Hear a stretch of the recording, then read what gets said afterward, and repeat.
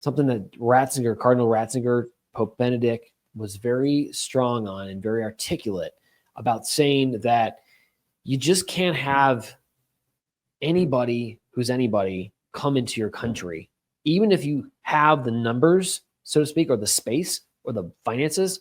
They must agree to your fundamental philosophical tenets of what you agree as a nation. What are you talking about, John? Give me an example. The religion of you call it religion. We can debate that about whether it's a religion. Just call it religion for now. Of Islam, okay? Okay, their ideas, at least macro Islam, has so many ideas which are against Western civilization. Okay, right. That was one of the reasons why I believe Benedict actually said Turkey should not become part of the EU. They don't share the same philosophical tenets. And you can say whatever you want, but what's going on in Europe right now is just blinking red flashing lights. Look what happened, what's going on in Ireland right now, yesterday, today. That migrant raped a 9-year-old girl at a supermarket, killed her, I think, too. Yep. They're literally rioting in the streets now. Like the Irish, the citizens are fed up. They've lost their country. They've lost England, okay?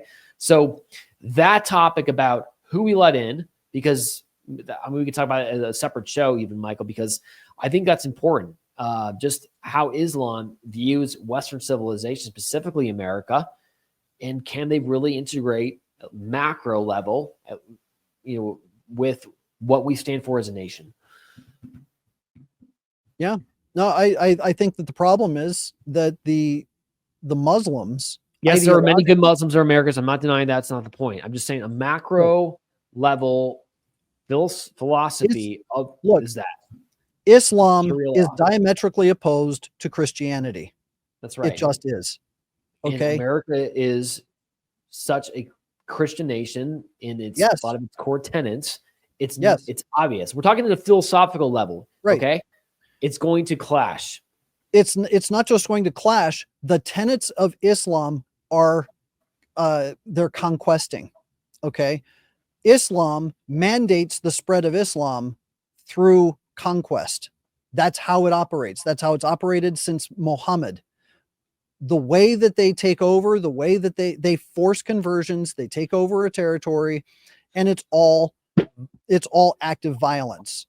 So when we look at the way Islam is coming into this country, just look at Dearborn, Michigan.